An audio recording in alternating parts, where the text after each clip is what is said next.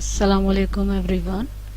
This is Urooj Saadat from Sir Syed Government Girls College. Today I am going to teach you a poem, Lines from the Lay of the Last Minstrel, from the English poetry book Selection from English Verse. This poem has been composed by a great poet, Sir Walter Scott. He is famous for his ideas about patriotism. Sir Walter Scott was a Scottish author and poet. Most of his poetry and his historical novels are based on tradition and history of Scotland, especially the border region. His most famous poems include The Lay of the Last Minstrel and The Lady of the Lake. Lines from The Lay of the Last Minstrel.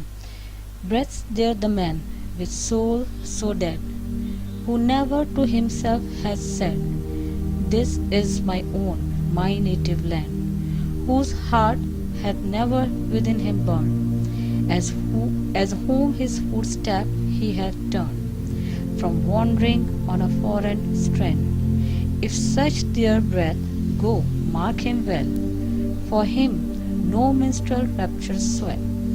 High though his titles, proud his name, boundless his wealth, as wish can claim.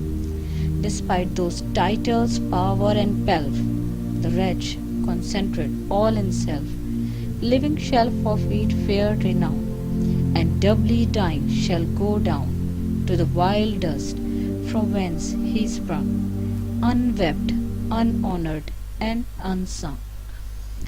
In this poem, the poet Sir Walter Scott says that the man who has no love for his country is quite worthless.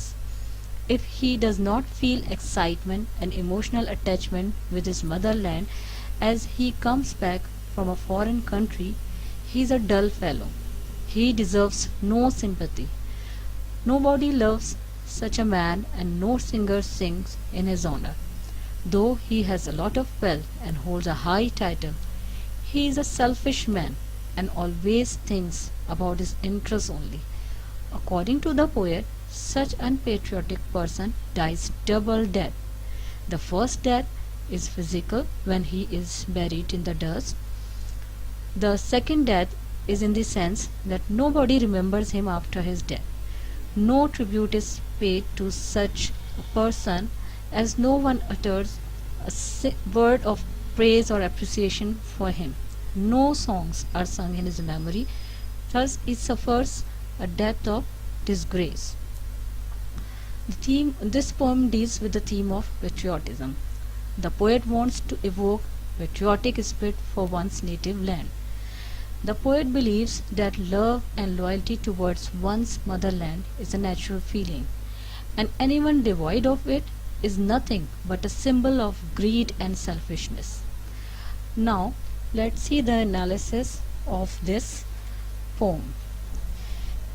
The very long poem from which it comes is written in octosyllabic rhymed couplet with occasional variation.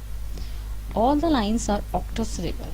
Octosyllabic means 8 syllable, and we have the regular rhyme couplets. Rhyme couplets, pair of lines with the same rhyme. So that we have the regular rhyme couplets from line 7 to the end. But line 3 rhymes not with line 4, but with line 6, land and strand. So the first 6 lines have the shape of a stanza with the rhyme scheme AAB CCB.